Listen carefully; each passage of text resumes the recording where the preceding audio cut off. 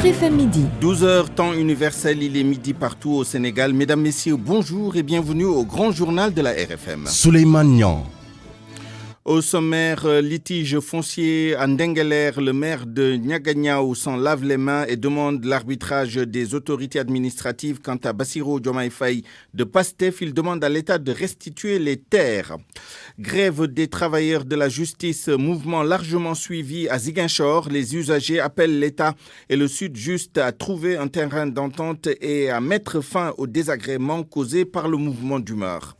Covid-19 dans les prisons sénégalaises, 2 cas d'infection à Diourbel et Thiès. Vous entendrez la réaction de défenseurs de droits humains. Jeune Sénégalais mort par suicide au Maroc, ses anciens camarades exigent la lumière et réclament le rapatriement du corps. Les titres de l'actualité internationale avec vous, Youssouf Bodian, bonjour. Bonjour Souleymane. Le mandat de la mission des Nations Unies au Mali, prorogé d'une année, le Conseil de sécurité a décidé de hausser le budget et de maintenir les effectifs. Au Burundi, les dignitaires de l'ancien régime majoritaire dans le nouveau gouvernement, une équipe de 16 membres dirigée par le plus haut gradé de la police burundaise. Et puis au Canada, les réformes sur l'immigration, pas du tout du goût des étudiants et autres travailleurs étrangers. Ils contestent le programme d'expérience québécoise qui fixe les conditions d'obtention de la nationalité canadienne. A tout à l'heure, Youssouf Bodian, pour les détails.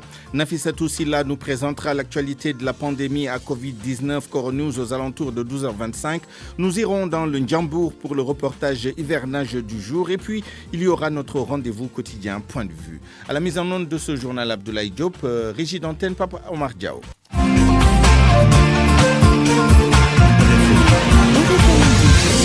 Souleymane Niang. Une Sénégalaise de 43 ans est décédée brutalement ce matin à l'aéroport de Casablanca. Notre compatriote s'apprêtait à quitter le Maroc pour rentrer au Sénégal. Pour l'heure, les causes exactes du décès ne sont pas encore connues, mais elle souffrait d'une longue maladie, selon notre correspondant à Casablanca, Khadim Baye.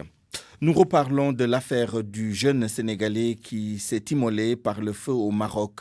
Amat Koli, alias Liko, est originaire de la Casamance. Ses anciens camarades étudiants, membres du groupe Kekendo, devenu aujourd'hui Malengen Watosita, demandent que la lumière soit faite sur cette affaire. Ils invitent aussi l'État à faciliter le rapatriement du corps.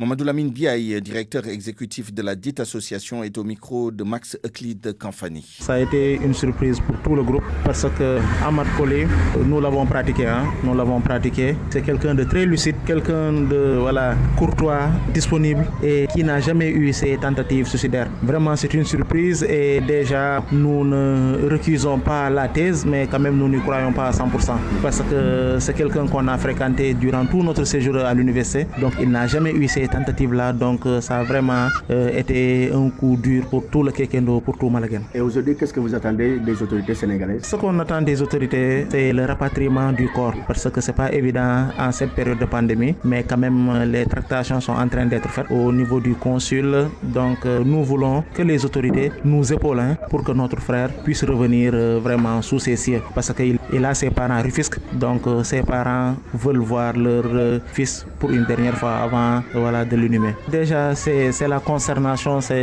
les gens sont trop abattus dans le groupe. Donc il n'y a que des témoignages que nous sommes en train de faire. Nous sommes en train de nous épauler pour essayer de faire un geste au niveau de la famille déjà. Mais nous demandons que la lumière soit faite parce qu'on ne peut pas perdre un frère au Maroc comme ça et que la chose ne soit pas élucidée. Donc nous demandons que la lumière soit faite parce qu'il faut qu'on sache ce qui s'est réellement passé. Et ça, nous exigeons de l'État du Sénégal de faire des enquêtes et de booster les autorités marocaines pour que nous sachions effectivement ce qui s'est réellement passé. Et puis des Sénégalais de la Mauritanie, toujours bloqués dans notre pays malgré la réouverture des frontières entre le Sénégal et la Mauritanie. Ils veulent rentrer en Mauritanie pour retrouver leur famille et reprendre leurs activités. Mohamed Diop. Ces Sénégalais travaillent et résident avec leur famille en Mauritanie.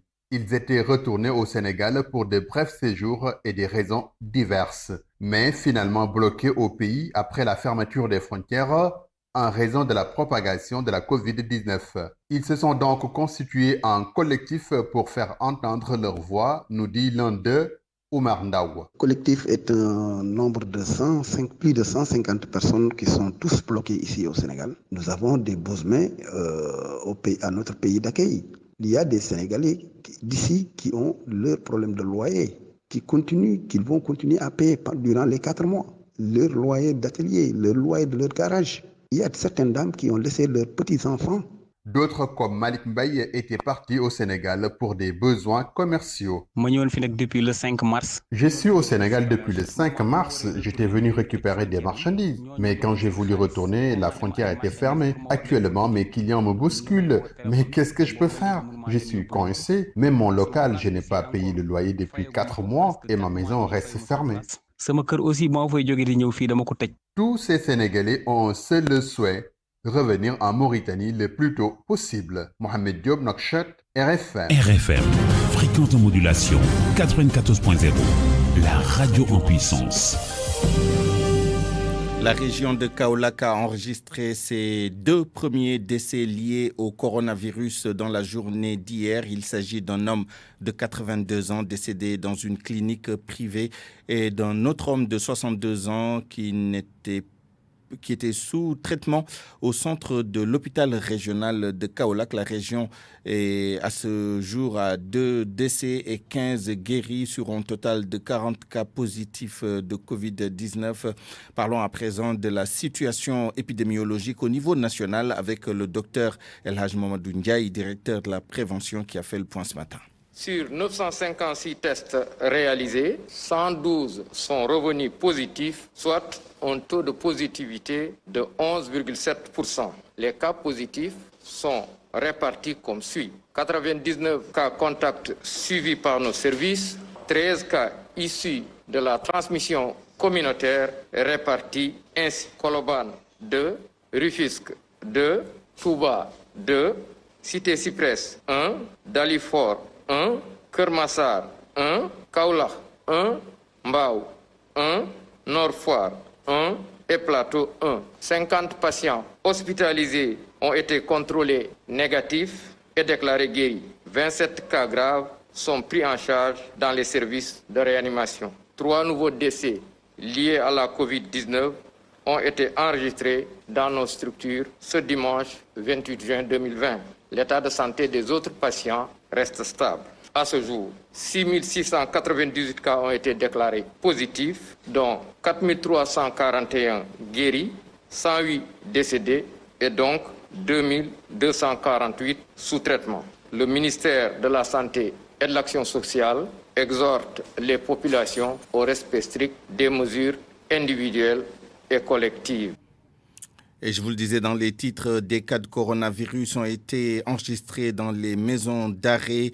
L'un des cas à la Maka de Diourbel, l'autre à la maison d'arrêt de correction de Thiès. La société civile plaide pour le décongestionnement des prisons. Elle juge inhumaines les conditions de détention. Pour l'avocat Maître Ciré Clédorli, le chef de l'État doit agir pour éviter le pire. Salimata Aou. Après la maison d'arrêt de Thiès, celle de Diourbel a aussi enregistré un cas positif de coronavirus. Il s'agit d'un détenu âgé de 60 ans. Maître Ciré Clédorli avait sonné l'alerte tout au début de la pandémie. Pour l'avocat, le détenu a des droits qu'il faut respecter.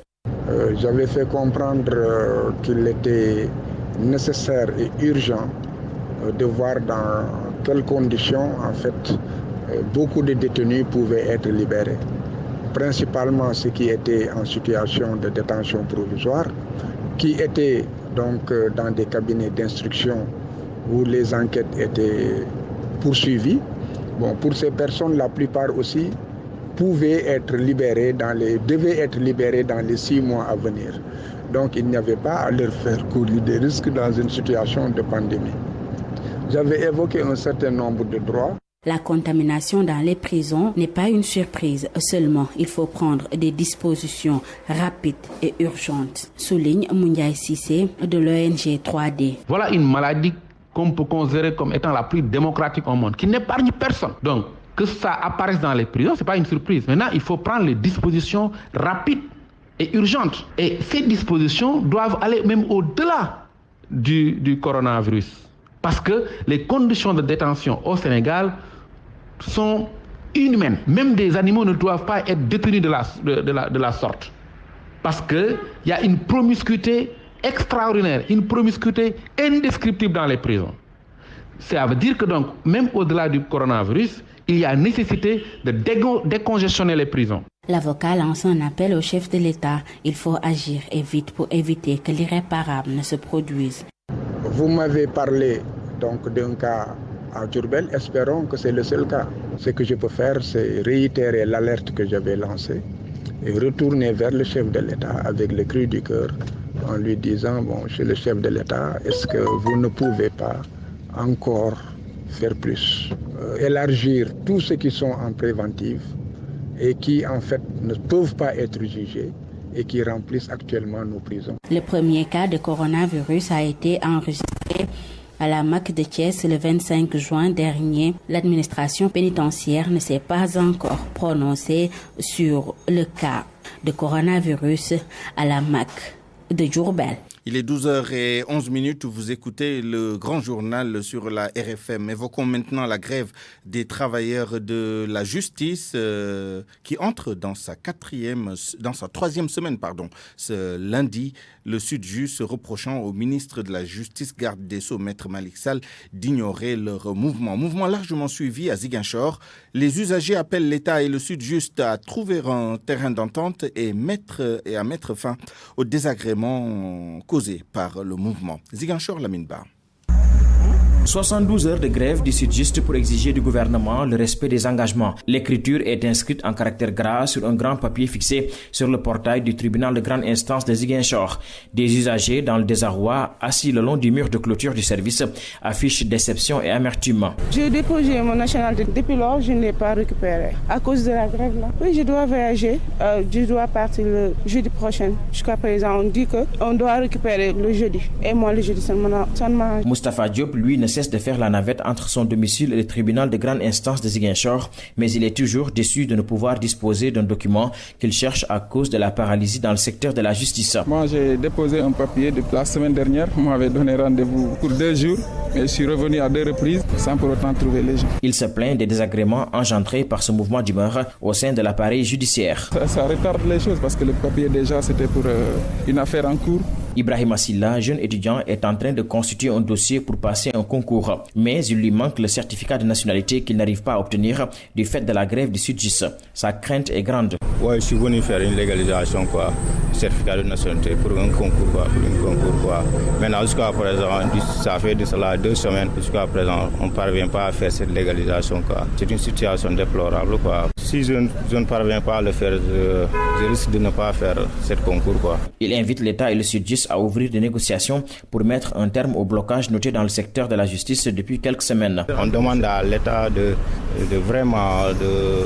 s'asseoir sur une table pour discuter avec les syndicats, La grève des travailleurs de la justice est donc bien suivie dans la région de Ziguinchor.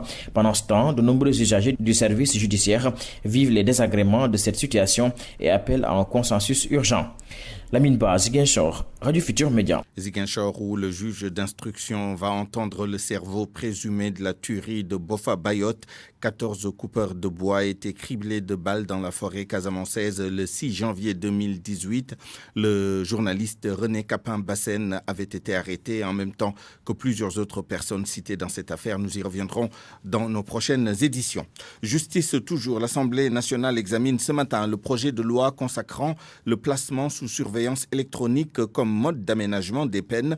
L'adoption du projet de loi va mettre à la disposition des juridictions de jugement un nouveau mécanisme qu'elles pourront prononcer dans certains cas en lieu et place de la peine privative de liberté. Georges Détié-Diop a jeté un coup d'œil sur le texte. À l'article 44.2 du Code pénal, le placement sous surveillance électronique va figurer désormais dans les modes d'aménagement des peines. Une précision tout de même, ils ne peuvent être appliqués ou prescrits ni en cas de récidive ni en matière matière criminelle ni en matière correctionnelle pour les cas de détournement de deniers publics, les délits douaniers, les attentats à la pudeur et les délits relatifs aux stupéfiants.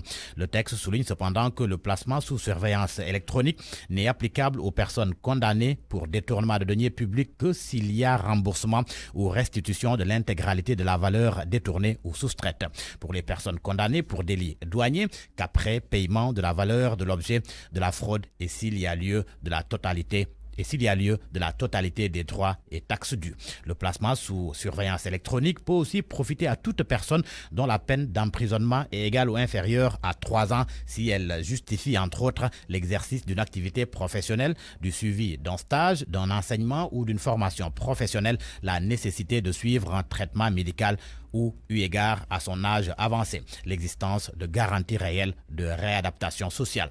Elle ne peut être prise qu'avec l'accord du condamné et s'il s'agit d'un mineur, qu'avec l'accord de ses parents ou de celui de la personne qui assure sa garde. Dans le projet de loi, on relève un avertissement. L'introduction du placement sous surveillance électronique a nécessité une adaptation du délit d'évasion, notamment pour réprimer l'enlèvement ou l'altération du dispositif technique de surveillance.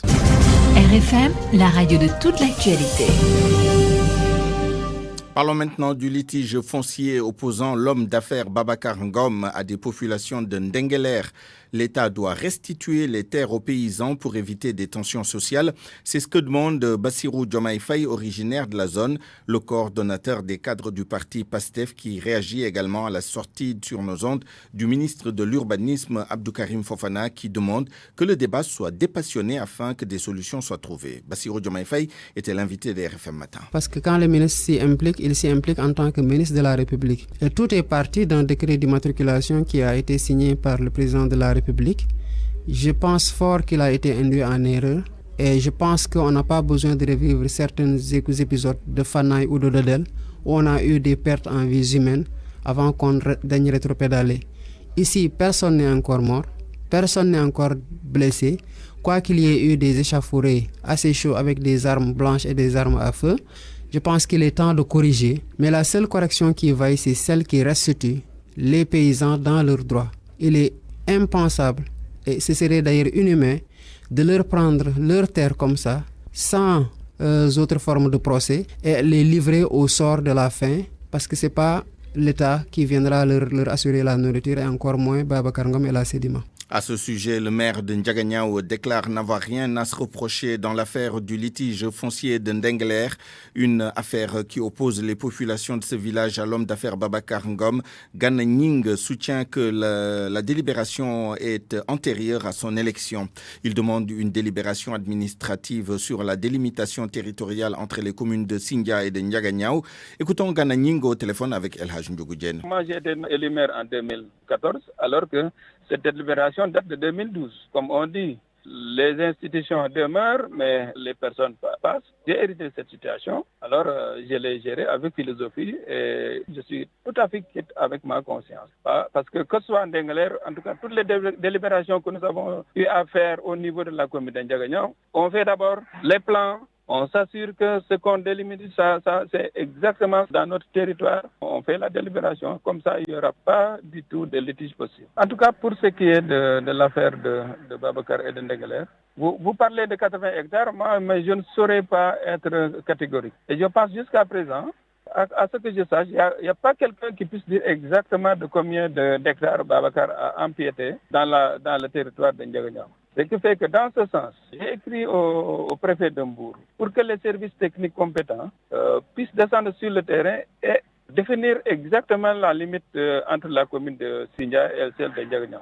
C'est en ce moment seulement, avec le plan dont dispose Sédima, qu'on pourrait savoir exactement de combien d'hectares le périmètre de Babacar a empiété dans la commune de Ndiaganiao. Je pense qu'une commune, pour délibérer, je pense que la première chose à faire, c'est de faire les levées topographiques pour déterminer l'assiette foncière dont il a besoin exactement et s'assurer que cette assiette foncière est exactement dans ses limites territoriales. Nous avons pris la tâche de M. Babacar Ngom qui promet de se prononcer sur cette affaire très prochainement. Pour refermer cette page nationale, je vous amène maintenant à Rufisque, boulevard Maurice Gueye, au lendemain de l'opération de désencombrement du plus important axe de circulation de la ville. Fluidité retrouvée à la grande satisfaction des usagers, des Rufisquois quand même prudents qui appellent les autorités municipales à préserver les acquis. Explication dans ce reportage de notre correspondant sur place, Abdou Diouf Diagne.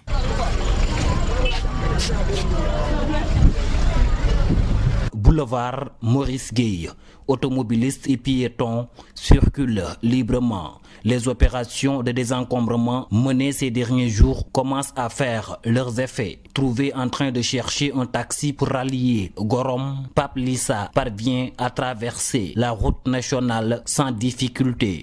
On circule facilement puisqu'il n'y a pas un bouchon. C'est bien comme ça pour la population et surtout pour les piétons, contrairement aux derniers jours. Il y a de la bousculation, il y a de l'embuscade, des voleurs, tout ça. Je vois qu'avec ce système-là, on peut s'en sortir.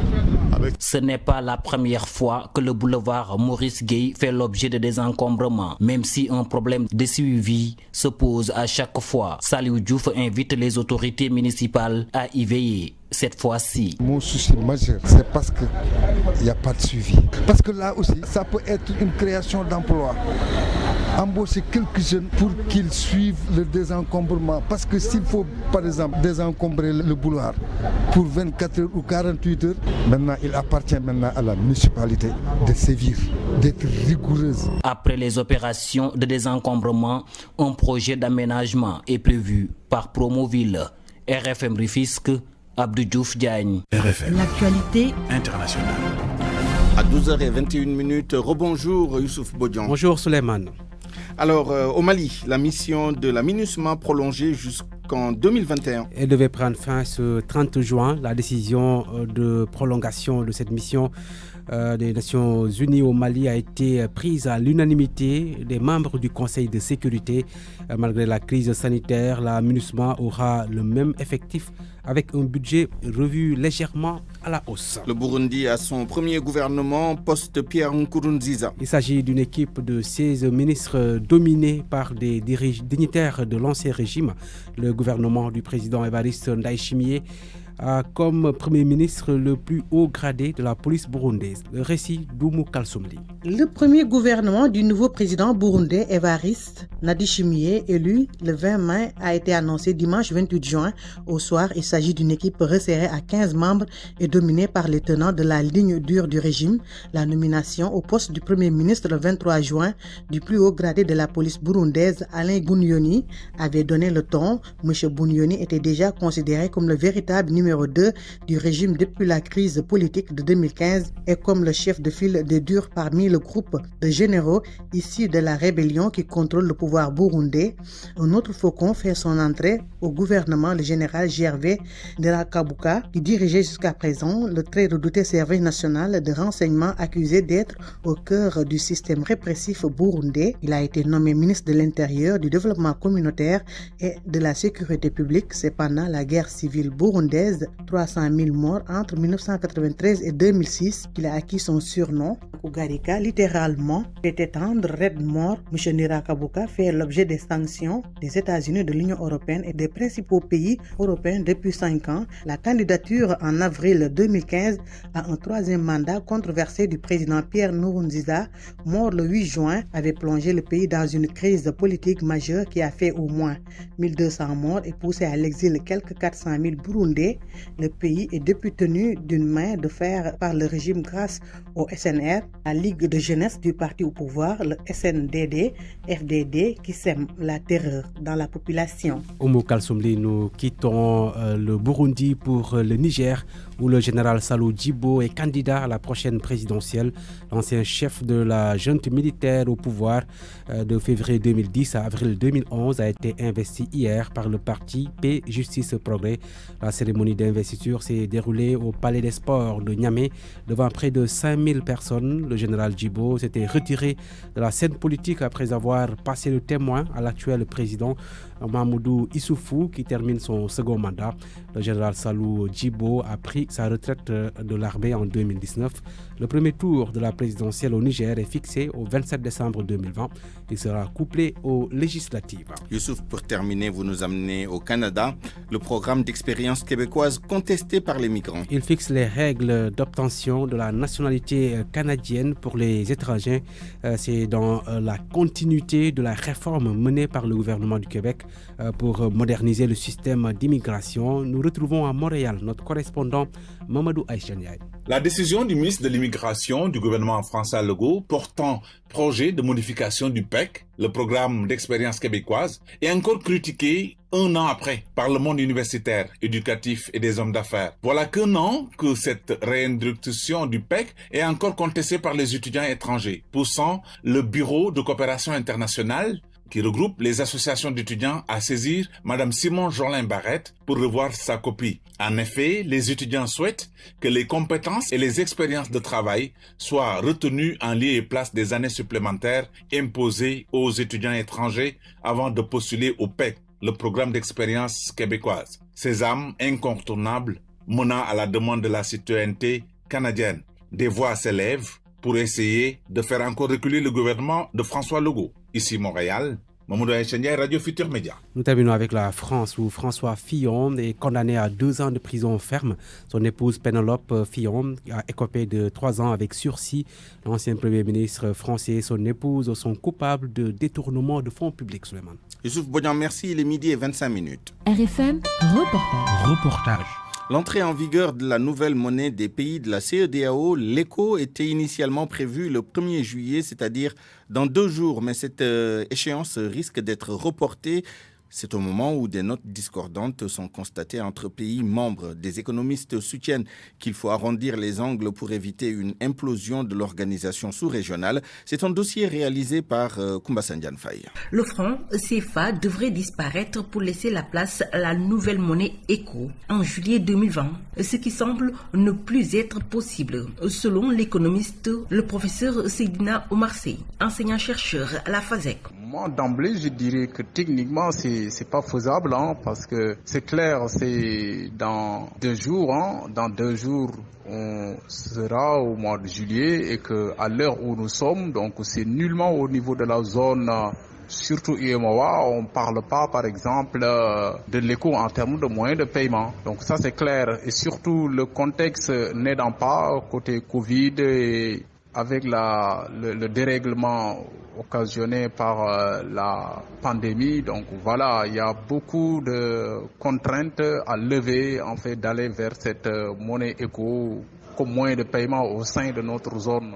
Peut-on parler de dissonance vu les positions de certains chefs d'État de l'espace? L'autre économiste n'en fait pas la même lecture. Le professeur Demba Moussa Dembélé clarifie. Il s'agit juste pour le président du Nigeria de rappeler aux dirigeants de l'UMOA, il y a une feuille de route qui a été adoptée à l'unanimité des 15 chefs d'État et chefs de gouvernement de la CEDEAO le 29 juin dernier, et qui stipule que l'ECO sera la monnaie unique de 15 pays membres et non d'un groupe de pays. Et qu'ensuite, le système de taux de change retenu est un système de taux de change flexible. L'heure est à arrondir les angles, même si parfois des points de divergence demeurent évidents, et signale le professeur Seydina Oumarsey. Maintenant, il faudra pour moi continuer à creuser dans le processus d'intégration économique et monétaire réclamé par le certain président nigérian Buhari et ne pas aller vers cette dislocation. Moi, je pense que au niveau par zone, côté IOMA et surtout les anglo-saxons et la zone francophone,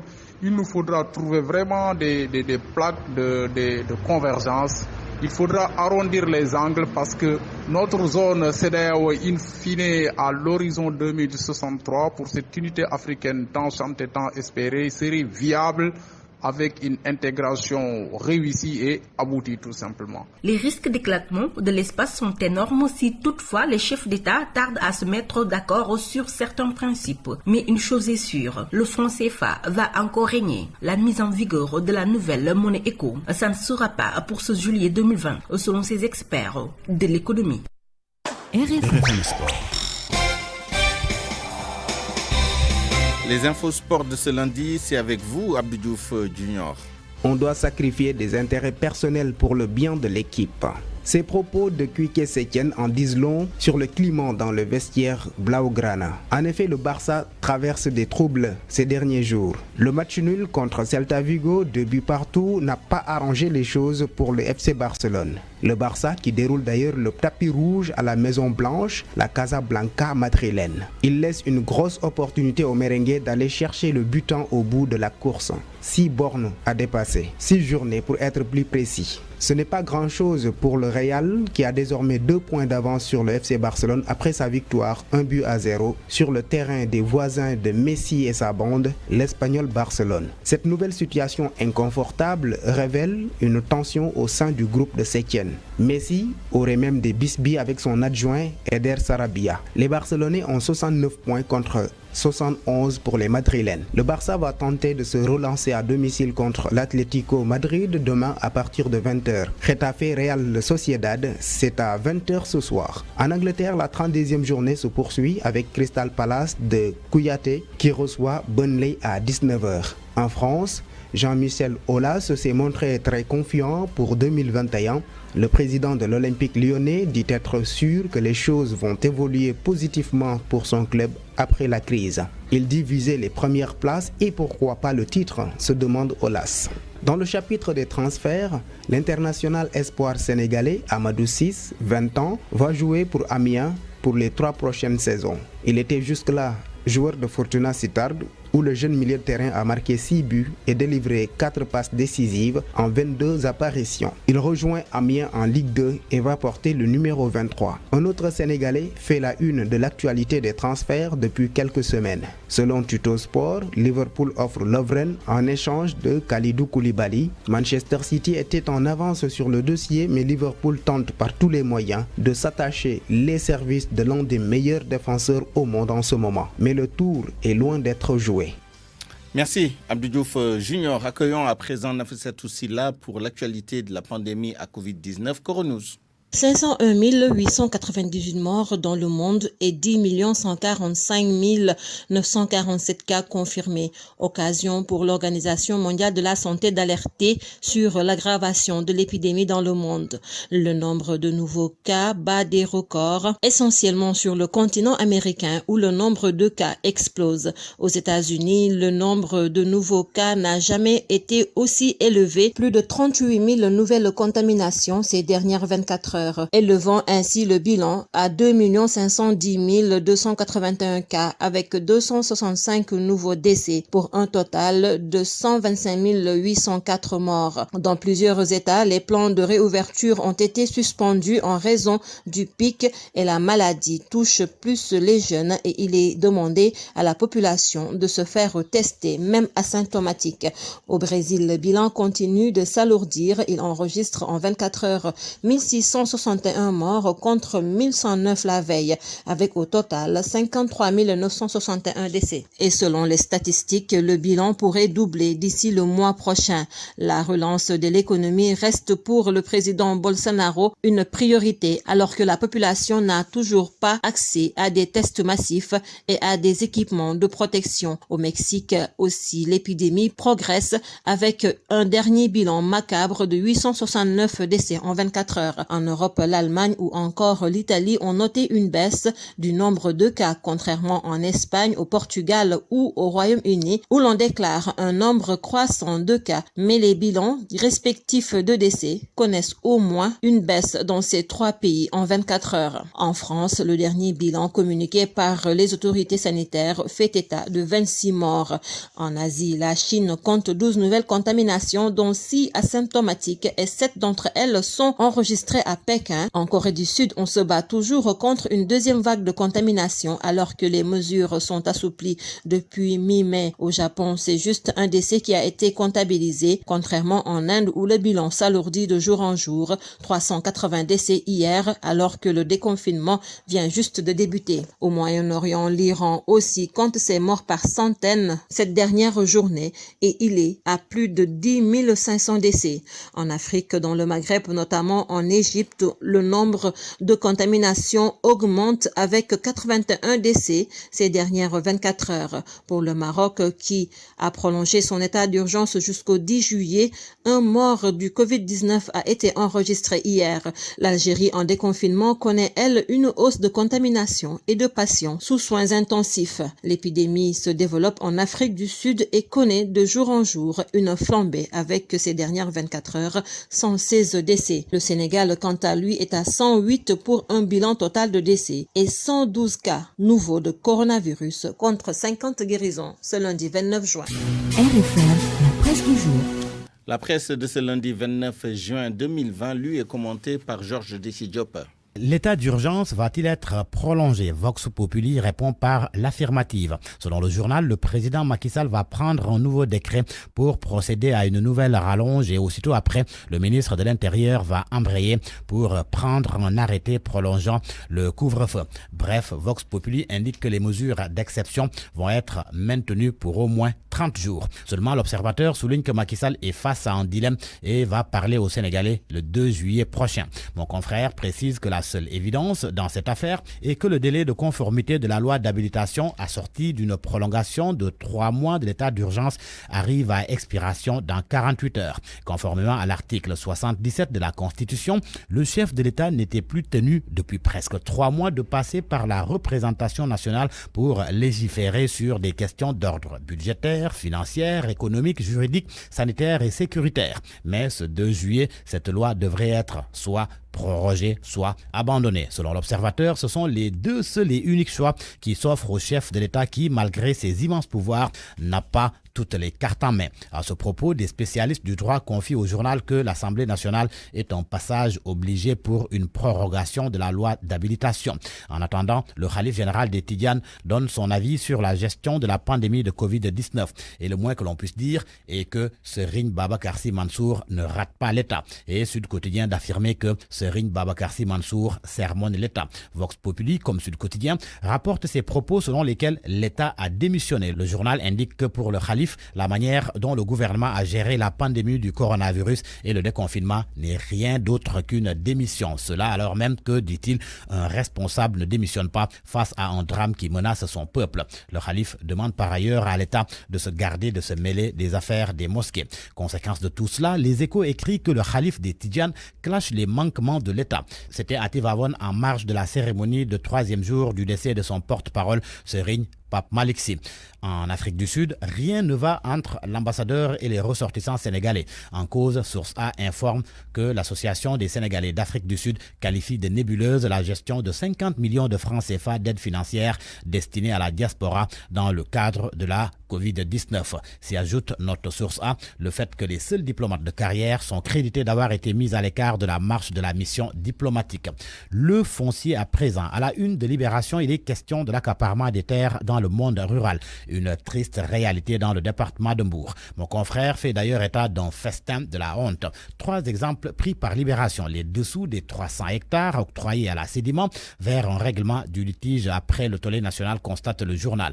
Charles Haddad qui touche 207 hectares, 20 000 francs CFA proposés à chaque paysan en guise d'indemnisation. Et après avoir reçu 236 hectares dans la forêt classée de Bagna, les ciments du Sahel creusent sur le site un canal et déciment le bétail. Une situation qui écœure le président du mouvement Arsounou Momel. Pour Bassirouba, on est en face d'une vaste entreprise de déstabilisation du monde rural. Et au sujet du supposé bradage du littoral et de l'émission de proches du président, dans le Soleil, le ministre conseiller en communication du président de la République soutient que la polémique ne reflète pas la réalité. Pour Seydou Gueye, la boulimie foncière imputée au régime actuel est fausse et dénuée de tout fondement. Un coup d'œil dans l'As. Le journal nous apprend que, sauf changement de dernière minute, les bulldozers vont raser le marché Sandaga à partir de vendredi prochain. Seulement, des commerçants regroupés dans And Tahaou Sandaga, quoique favorable au projet de réhabilitation, s'insurge et dénonce le coup de force de l'État. L'AS apprend qu'à ce propos, le khalife général des Mourides a béni le projet, mais recommande des concertations. Une rencontre sous l'égide de Serigne Bass Abdou Khadre est prévue aujourd'hui entre les commerçants et le gouvernement. Ce dossier à lire dans Enquête. Dossier sur la cohabitation religieuse au Sénégal, la montée de l'intolérance. Selon le journal, l'hospitalité légendaire et la cohabitation harmonieuse des différentes obédiences religieuses est gravement menacée par l'enracinement de nouvelles mœurs qui sapent cette unité. Dans le journal, le socio-anthropologue des religions, Pape Serigne Sylla, parle d'une agonie de l'altérité confessionnelle. Oustas Alioune Sall, lui, indique qu'il faut revoir l'organisation des débats et le profil des animateurs. Le sport, pour terminer, Record met en exergue les statistiques de Sadio Mané qu'il juge fulgurantes. 163 matchs avec Liverpool, 78 buts, 28 passes décisives. L'attaquant sénégalais de Liverpool qui a toujours soif de victoire. Dans un entretien accordé à Record, il confie avoir envie de tout gagner. À la une de Stade, le Barça patine encore, le Real sur la voie royale. En effet, le Real Madrid a battu hier l'Espagnol Barcelone 1-0 et repasse premier, 2 points devant le FC Barcelone qui a fait match nul la veille. À vos kiosques et bonne lecture. Point de vue. Regard croisé sur l'actualité du jour. À 12h39, bienvenue à Point de vue avec nos deux invités du jour. Nous allons parler du mouvement d'humeur des travailleurs de la justice et des voies et moyens pour apaiser le climat dans ce secteur. J'ai nommé Maître Moussa Bokar Thiam, avocat à la Cour. Bonjour Maître. Oui, bonjour Suleiman. J'ai également nommé Babacar Ba, président du Forum du Justiciable. Bonjour Monsieur Ba. Bonjour Suleiman. Alors, d'abord, Maître Moussa Bokar Thiam, le syndicat des travailleurs de la justice, le Sudjust, le bureau exécutif du dit syndicat a décrété 3 jours de grève à compter d'aujourd'hui et le mouvement entre dans sa 3e semaine. Est-ce qu'on peut avoir une idée de l'impact de ce mouvement sur le fonctionnement de la justice au Sénégal? Oui, tout d'abord, effectivement, c'est un mouvement que nous regrettons parce qu'aujourd'hui, vous savez tous, avec la pandémie, donc le tribunal est resté pendant des mois déjà sans fonctionner normalement. Si en plus de cela, nous rajoutons effectivement une grève qui aujourd'hui est sa 3e semaine, vraiment nous allons dans une situation extrêmement difficile, sachant que la justice a un impact direct sur les populations. Il y a des personnes dont leur vie est directement impactée par les décisions de justice ou bien par les procédures judiciaires. Vous savez que la justice, pour moi en fait, j'ai toujours dit que la justice c'est une institution dans laquelle il ne doit pas y avoir de grève. C'est partie des fonctions régaliennes de l'État. La justice, la diplomatie, la défense, c'est les 3 secteurs de fonctions régaliennes de l'État dans lesquels il ne doit pas y avoir de grève. Parce qu'il y va même de l'essence même de l'État. Concrètement, comment ça se manifeste dans les cours et tribunaux? Est-ce que les procédures sont retardées? Est-ce qu'on remplace les greffiers qui sont en grève et d'autres personnels, notamment administratifs, qui sont engagés dans ce mouvement? Oui, vous savez, d'abord, je suis conscient de la lourdeur des tâches des greffiers. C'est des personnes qu'il faudrait féliciter et encourager. Ils ont un travail extrêmement difficile. Ils sont au tribunal des fois jusqu'à 2h du matin, 3h du matin, accompagnés des magistrats. Et souvent, ils sont partout. Ils sont partout, les greffiers.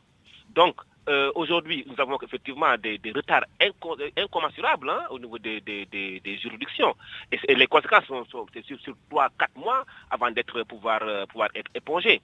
Maintenant, là où effectivement je me dis que comment peut-on en arriver là? D'autant plus que si je m'abuse, les greffiers demandent effectivement le respect des accords qui ont été signés en 2018. Vous savez, c'est là où je ne comprends pas. Parce que quand l'État s'engage par des accords, si l'État ne peut pas respecter ces accords-là, mais je pense qu'il faut, avant même qu'une grève ne se déclenche, il faut au préalable pouvoir aviser, communiquer, discuter, essayer de revoir les séances, essayer de revoir les accords, essayer de revoir... Vraiment, c'est de la discussion que jaillit la lumière. Justement, Maître Moussa Bokar Thiam, je vais introduire M. Babacar Ba, président du Forum du Justiciable, sur votre dernier point. Ce que, au-delà des revendications sur l'application du protocole d'accord du 17 octobre 2018 et la publication au journal officiel d'un certain nombre de textes réglementaires, des décrets signés déjà par le président de la République, le Sudjust dénonce la passivité, le mutisme, voire la condescendance du ministre de la Justice, garde des Sceaux, Maître Malick Sall. Quel est votre point de vue, quelle est votre position, vous, par rapport à ce conflit, à ce mouvement d'humeur, et qu'est-ce qu'il y a lieu de faire, justement, pour rétablir le lien pour engager quand même le minimum de négociations qu'il doit y avoir entre l'État et les autres parties prenantes à la justice? Alors, Suleiman, si vous me le permettez, je voudrais tout d'abord rappeler que présentement les justiciables sont en train de payer, si je peux m'exprimer ainsi, les pots cassés de cette grève.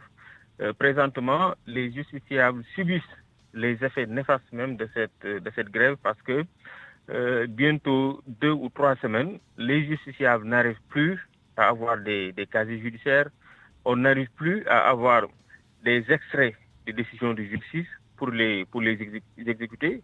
Donc bientôt 2 ou 3 mois, les justiciables peinent en tout cas à avoir aujourd'hui ces documents-là que je viens de citer. Donc je pense que les principaux impactés de cette grève-là aujourd'hui, ce sont les justiciables. Parce que j'ai l'habitude de dire que la justice ne se limite pas simplement au volet judiciaire. La justice, c'est 2 volets. C'est le volet judiciaire, mais également c'est le volet administratif. Le volet administratif qui est même le soubassement d'une bonne administration de la justice. Parce que quand on parle d'une bonne administration de la justice, cela ne saurait se résumer uniquement du volet procédural, du volet judiciaire, mais c'est également l'accès à un certain nombre de documents. Aujourd'hui, les justiciables peinent à avoir accès à ce nombre de documents, notamment les casiers judiciaires, les extraits en tout cas des décisions de justice. Et ça également, il faut le reconnaître, c'est quelque chose qui est en train d'impacter aujourd'hui. Vous avez raison, c'est très important.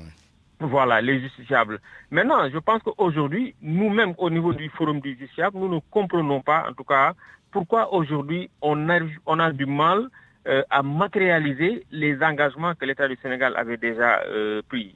Si vous vous rappelez, nous avons entendu à plusieurs reprises le président Maître Aya, qui est à la tête même du Sud-Juste, rappeler que le président de la République avait donné des instructions allant dans ce sens-là. Parce que quand le président avait reçu le Sud-Juste, il y a un certain nombre de recommandations qui ont été formulées par le président de la République. Donc aujourd'hui, nous ne comprenons pas pourquoi aujourd'hui on a du mal à mettre sur place, à concrétiser les engagements que l'État du Sénégal avait déjà pris. Donc je pense qu'aujourd'hui, si nous voulons avoir un dénouement de ce problème, il faudrait qu'aujourd'hui, le ministre de la Justice, qui est le ministre tutelle, qui doit en tout cas faire le suivi de ces engagements-là, mais également que le Sud-Juste, que ces 2 entités-là puissent s'asseoir autour d'une même table pour qu'ils essayent ensemble de trouver, en tout cas, une solution, un dénouement. Mais qui pour renouer le fil du dialogue? Puisque c'est un dialogue de sourds pour l'instant. Voilà, c'est ça. Donc je pense que pourquoi pas, aujourd'hui, le Forum du justiciable, je pense que pourra jouer ce rôle-là, essayer de voir comment mettre sur la même table le Sud-Juste et pourquoi pas le ministre de la Justice pour qu'ensemble qu'on puisse trouver une solution. Parce que nous, comme je l'ai dit à l'entame de mes propos, Suleiman, aujourd'hui, le justiciable en est le principal impacté de cette grève-là. Ça, je pense que parce que même dans les audiences, on peut prendre des gendarmes, comme on a l'habitude de le voir.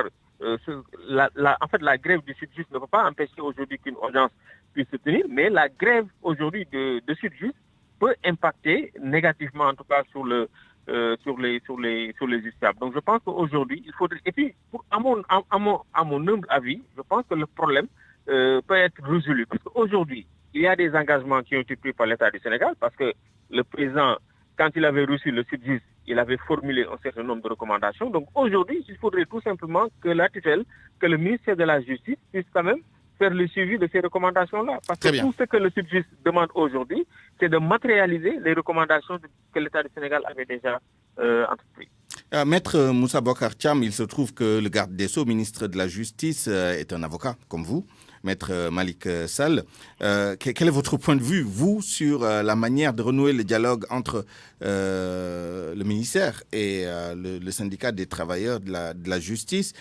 Quel rôle pour l'ordre des avocats ou d'autres acteurs du système de la justice du Sénégal? Oui, d'abord, moi, je suis un peu étonné qu'on parle même de rupture du dialogue, rupture de toute négociation, ou bien l'absence de négociation. Le fait est que le ministre de la Justice ne daigne pas ni recevoir, ni contacter le Sud-Juste par rapport à ses revendications. Bon, écoutez, c'est quand même étonnant. C'est quand même étonnant parce qu'aujourd'hui, Je pense que la responsabilité de toute négociation ou la responsabilité de toute discussion appartient aujourd'hui au ministre de la Justice. Il est de sa responsabilité de pouvoir convoquer les différentes parties prenantes et trouver une solution. C'est sa responsabilité. On ne peut pas parler de condescendance d'un ministre ou autre. Non, c'est impossible. Je pense qu'aujourd'hui, et bien tout certainement il le fera, il devra convoquer les greffiers et les syndicats des greffiers autour d'une table et essayer de trouver une solution. Ça, c'est une obligation. On ne peut pas être dans un ministère et ne pas s'ouvrir aux acteurs qui sont actuellement en grève. Et bien sûr que certainement ces questions seront suivies même par le bâtonnier de l'ordre des avocats, par la chambre des notaires, par les autres corps effectivement qui sont concernés par le fonctionnement de la justice. Il est important si effectivement il y a un véritable blocage, que ces acteurs-là puissent entrer en scène et pouvoir essayer d'aider, de donner leur main tendue. Mais encore une fois, je pense qu'effectivement c'est ici qu'il est impossible pour un ministère de fermer les portes à une négociation par rapport à des greffiers qui sont en grève. Ça, c'est inadmissible et impossible. Et je pense que ce n'est pas la démarche du président de la République, ce n'est pas la démarche du Sénégal d'aujourd'hui. Aujourd'hui, un ministère, c'est un management.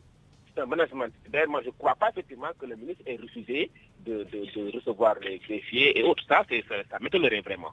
Très bien. En tout cas, on verra ce que l'avenir nous réserve dans ce dossier.